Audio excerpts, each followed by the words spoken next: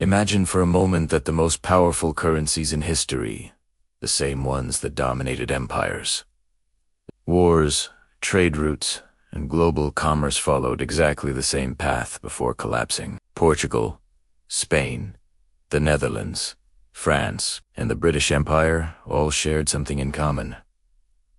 They reached absolute dominance, and then fell in almost the exact same way. 5 global reserve currencies collapsed by following the same 8 stages, a pattern so precise it feels like it was written by history itself. Today, the US dollar, the currency that moves 60% of global trade, shows clear signs of being in stage 6, the phase where the world begins to lose confidence and the fall becomes almost impossible to reverse. If those 5 superpowers couldn't escape the cycle, why would this time be any different? What does it mean for markets, for the global economy, and for your life? To understand what's happening today, we need to step back and understand what a global reserve currency actually is, and why it carries so much power. It's not just a piece of paper or a financial system. It is the key that allows a country to dominate international trade, finance wars, control maritime routes, attract global capital, and shape the planet's economy. Every time a currency becomes dominant, the entire world adopts it. Banks, governments, merchants, investors. That currency becomes the backbone of the global economic system. But over time, the nation behind it falls into the same temptation, spending more than it produces, taking on unlimited debt, expanding its empire beyond what is sustainable, and believing its currency will remain strong forever. That excess, that economic arrogance, is the beginning of the decline. Once massive money printing, costly wars, and uncontrolled debt take over, the ending is no longer a possibility, it becomes destiny. And that is exactly what many analysts argue is happening today with the dollar. After decades of absolute dominance, the United States faces an unprecedented level of debt, deficits that keep growing even in times of prosperity, geopolitical tensions with countries that are already distancing themselves from the dollar, and money printing that has eroded global trust. The alarming part isn't just that this has happened before, it's that it has happened every time. Every reserve currency that fell showed the same signs, in the same order, following the same 8 stages. And today, the dollar appears to have moved dangerously far into that pattern. This video isn't about fear-mongering. It is about understanding a historical cycle that has shaped the rise and fall of empires for over 600 years. Because if history repeats itself as it always does, then we are entering a moment that will change the global financial system forever. What comes next? What replaces the dollar? And what does it truly mean to be in stage 6? Let's find out. The birth of a reserve currency. Every reserve currency begins with something simple: a country that produces more, trades more, and becomes essential to the world. Its economy is stable, its financial system inspires confidence, and its trade routes begin to expand. Portugal achieved this through navigation, Spain through precious metals, and the United Kingdom through the Industrial Revolution. It is a stage filled with optimism. Countries adopt its currency because it represents safety and growth. No one imagines that this rise will be temporary. At this point, everything is strength, innovation, and prestige. A fall seems impossible, but it's already silently programmed. Military and commercial dominance. When a currency dominates, it doesn't do it alone, it is backed by military power. Empires build fleets, conquer territories, secure trade routes, and establish bases around the world. Controlling seas, ports, and territories means controlling the global economy. Spain dominated the Atlantic, the Netherlands dominated maritime trade, and the United Kingdom ruled the oceans. In times past, the currency becomes the international standard. Countries begin to depend on it, but fragility also begins here. Maintaining such a large military empire requires money and increasingly more debt. The currency becomes global in this stage.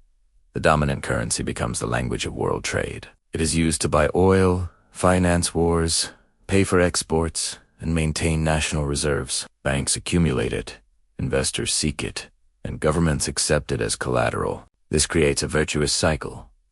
The more it's used, the more powerful it becomes. But an invisible trap appears. The issuing country begins to spend more than it produces, because its currency is always in demand. It becomes addicted to printing money, borrowing, and financing its global lifestyle with no immediate consequences. Financial boom and bubbles. The financial system enters a golden era. The dominant currency creates giant banks, massive stock markets, and an almost unlimited flow of credit.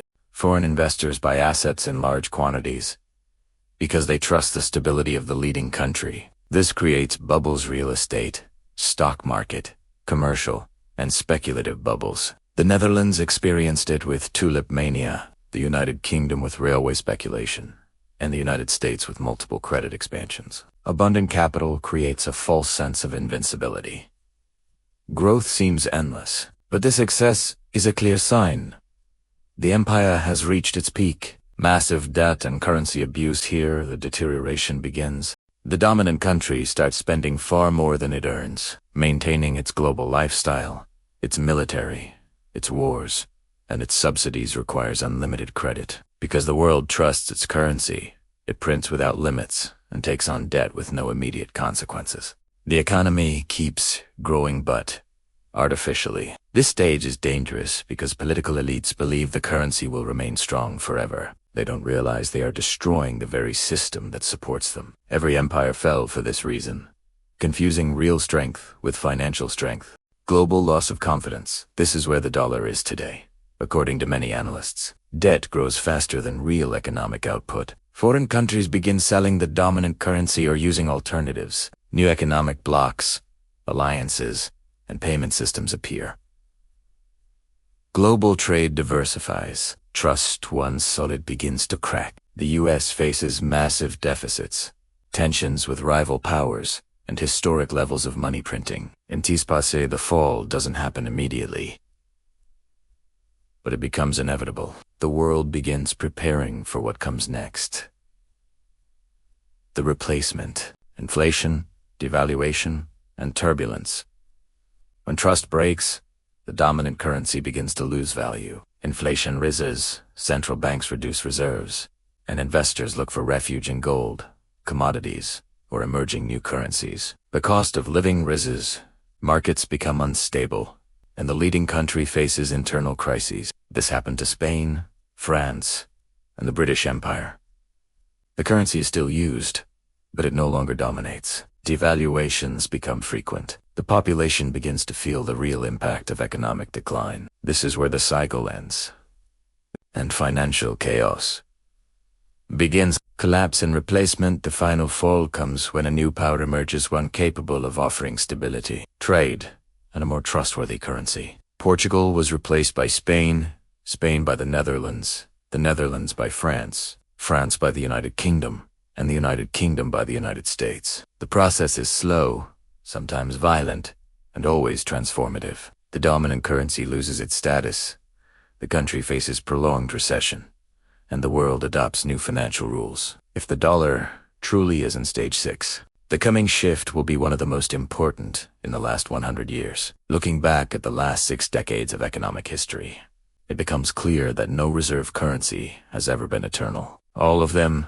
without exception, followed the same path: rise, expansion, excess, debt, loss of confidence, and finally, replacement. Today, the dollar is standing exactly where past empires began to crumble. It does not mean it will fall tomorrow or disappear suddenly, but it does mean we are entering a phase where every economic decision, every geopolitical conflict, and every shift in global trade will accelerate a process already in motion. And although this cycle seems threatening, it also represents the birth of a new financial order. History doesn't end with the collapse of a currency, it ends with the rise of another. The question is not whether the change will come, but who will lead the world when it does. And that answer will define the coming decades for all of us.